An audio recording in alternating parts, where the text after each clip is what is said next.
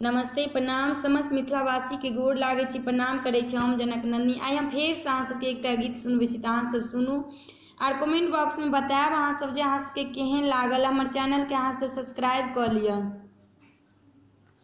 बड़ा रे जतन सँ हम सिया धिया पोसलहुँ, हम सिया धिया पोसलहुँ, सेहो धिया राम लेनि जाय, सेहो धिया राम लेनि जाय। बड़ा रे जतन सँ हम सिया धिया पोसलहुँ, हम सिया धिया पोसलहुँ, सेहो धिया राम लेनि जाय, सेहो धिया राम लेनि जाय। आगो आगो रामचंद्र पाछू पाछू डोलिया, पाछू पाछू डोलिया, तही पाछू सहोदर भाई, तही पाछू सहोदर भाई, सेहो धिया राम लेनि जाय, सेहो धिया राम लेनि जाय।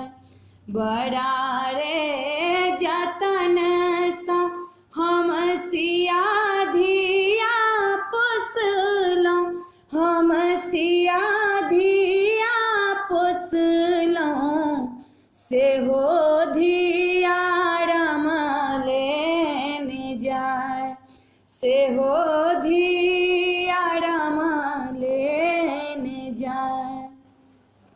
एक कोस गेली सिया, दुई कोस गेली, दुई कोस गेली, तेसर कोस लागल पियास, तेसर कोस लागल पियास।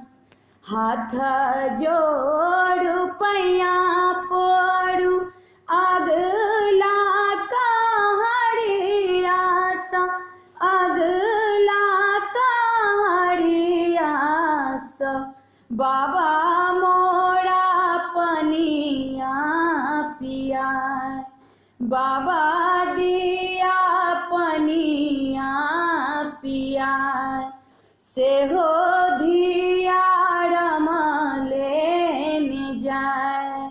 बड़ा रे जतन सँ हम सिया धिया पोसलहुँ, हम सिया धिया पोसलहुँ, सेहो धिया राम लेनि जाय, सेहो धिया राम लेनि जाय। कोने रंग डोलिया, कोने रंग ओहरिया से, कोने रंग ओहरिया, कोने रंगावती सो कहार, कोने रंगावती सो कहार।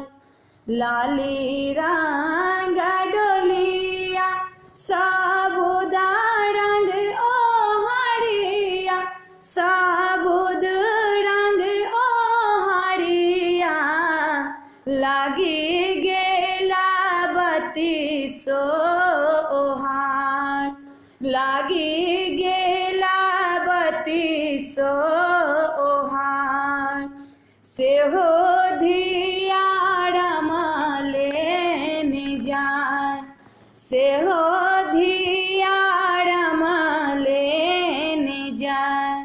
बड़ा रे जतन सँ हम सिया धिया पोसलहुँ, हमसे सियाधिया पोसलों से हो धिया लेने जाए से हो धिया लेने जाए। हिचकी हिचकी कान माई सुलेना माई सुलेना अब बेटी है ती बीरान आई बेटी है ती बीरान से हो धिया लेने जाए।